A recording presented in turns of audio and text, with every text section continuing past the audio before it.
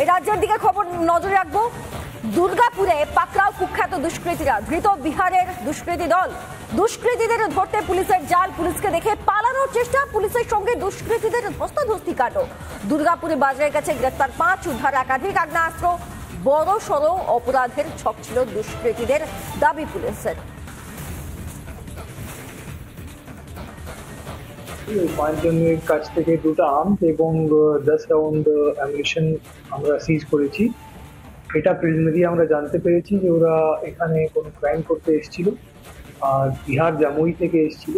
এবার কি এক্স্যাক্টলি করতে এসেছিল বা কি ওদের উদ্দেশ্য ছিল সেটা আমরা আজকে কোর্টে ফরওয়ার্ড করে ওদের স্পেসিফিক কেস করে কোর্টে ফরওয়ার্ড করা হয়েছে এবং রিমান্ড চাওয়া হয়েছে। রিমান্ড আসার পর ফার্দার ইন্টারোগেশন করে আমরা ডিটেলে জানতে পারবো যে কি ওদের উদ্দেশ্য ছিল, কিন্তু ওদের जो भी प्लान ছিল সেটা আমরা সাকসেসফুলি ভাঙ করি।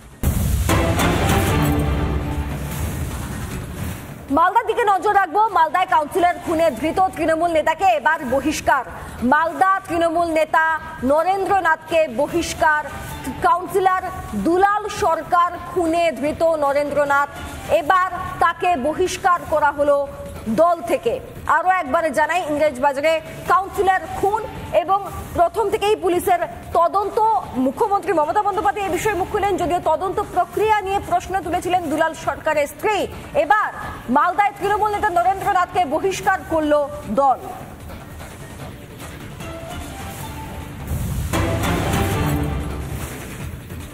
ফের তদন্ত শুরু হবে সম্ভল হিংসা মামলার। প্রায় 50 বছর আগের হিংসা মামলায় নতুন করে তদন্তের নির্দেশ যোগী আদিত্যনাথ সরকারের।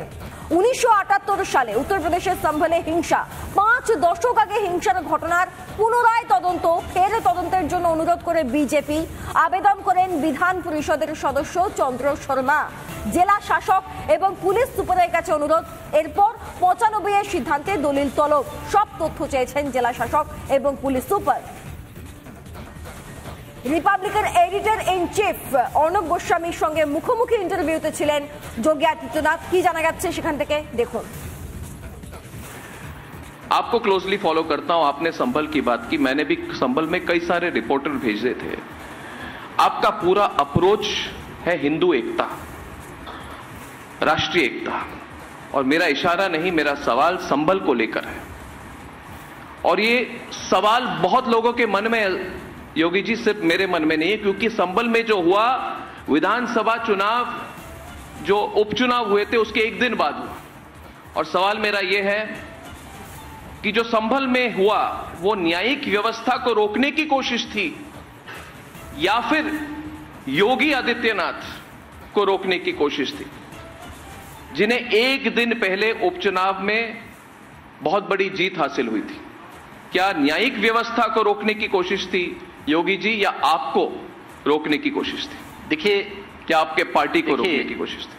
देखिए, एक चीज हम बात नोट करें जी। जो लोग देश के अंदर संविधान की पुस्तक लेकर के घूम रहे हैं या संविधान की दुहाई दे रहे हैं, इन लोगों ने बाबा साहब डॉक्टर भीमराव अंबेडकर जी के द्वारा बनाए गए संविधान की सबसे ज्यादा अवहेलना की। कैसे एक एक करके वहां पर संभल का इस्लामीकरण हुआ, कैसे वहां पर पूरी तरह एक एक चिन्ह नष्ट किए गए। हिंदू विरासत से, सनातन धर्म की विरासत से जुड़े हुए स्थलों को कैसे नष्ट किया गया, तालाबंद कर दिया गया, कुएं पाट दिए गए, बावड़ियां पाड़ करके घर बना दिए गए, सब कुछ कर दिया, कंक्रीट लगा दी गई। और लगातार वहां दंगे होते थे, कोई सरकारें नहीं बोलती थी। 1947 से लेकर के 2017 के पहले तक 209 हिंदुओं की हत्या हुई। 1976 में 8 हिंदू निर्मम रूप से मारे गए और 1978 में 184 हिंदुओं की सामूहिक हत्या हुई। एक भी दरिंदे के खिलाफ कार्रवाई नहीं हुई, एक को भी कार्रवाई, एक के खिलाफ भी कार्रवाई नहीं हुई। और उसके बाद भी लोग शांति के पैगाम लेकर के घूमते हैं। यानी गरीबों के घर उजाड़ोगे, हिंदू बेटी और हिंदू बहनों की सुरक्षा में सेंध लगाओगे, और तब भी शांति का पैगाम लेके घूम रहे हो। हिंदू व्यापारियों के प्रतिष्ठानों पे कब्जा करोगे, हिंदू धर्मस्थलों को नष्ट करोगे और तब भी शांति के पैगाम के दूत बनकर के घूमते हो।